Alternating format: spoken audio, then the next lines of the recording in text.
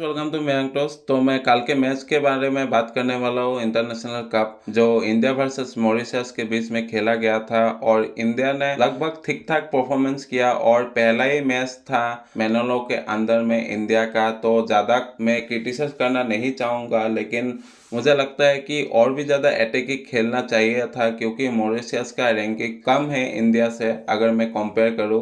और अगर मैं स्टेट्स की बात करूँ तो मैं सिर्फ शॉट्स ऑन टारगेट के बारे में बात करूँगा। शॉट्स ऑन टारगेट की अगर बात करूँ तो मॉरिशस का भी एक है और इंडिया का भी एक है। चलो मॉरिशस का पता चलता है उनका रैंकिंग कम है, लेकिन इंडिया का ज़्यादा होना चाहिए था। अगर मैं कंपेयर करूँ मॉरिशस से, ज़्यादा शॉट ऑन टारगेट होना चाहिए था। इसी से साफ पता चलता है कि नंबर 9 की कमी है, अच्छे फिनिशर्स की कमी है, जो कि जल्द से जल्द पूरा करना पड़ेगा। मुझे लगता है कि ऑलरेडी नंबर 9 मौजूद है, लेकिन इंडियन कैंप में उनको मौका नहीं मिल रहा है। मैं ईशान पंडिता की बात कर रहा हूँ। देखो भाई, ईशान पंडिता ने अपने आप को प्रूव किया है आईएसएल में। मुझे लगता है कि इंटरनेशनल मैचेस में भी प्रूव करेंगे, लेकिन उनको मौका मिलना जरूरी है। इंटरनेशनल मैचेस में भी मौका मिलना जरूरी है, तभी वो गोल कर पाएंगे। चलो भाई, ईशान पंडिता नहीं थे तो ईशान पंडिता की मैं ज़्यादा बात नहीं करूँगा, लेकिन मुझे लगता है कि कल इंडियन टीम में महेश मौजूद थे तो महेश को सेकेंड हाफ में लाया जा सकता था मनबीर के जगह में, क्योंकि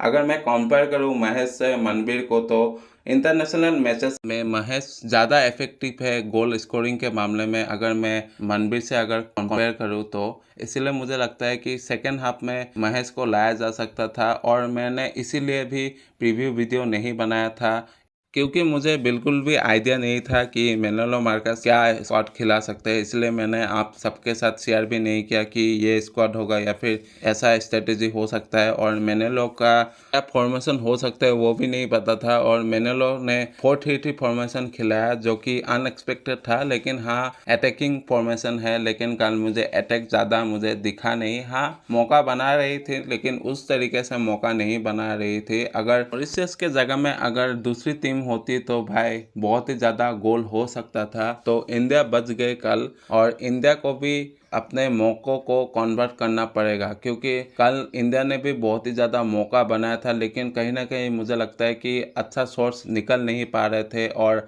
अभी इंडिया नेक्स्ट मैच सीरिया से खेलेगी तो थोड़ा सा केयरफुल होके खेलना पड़ेगा, क्योंकि सीरिया थोड़ा सा ज़्यादा अच्छा टीम है। तो सीरिया अगर गोल कर देती है तो इंडिया को कमबैक करना थोड़ा सा इम्पॉसिबल सा हो सकता है।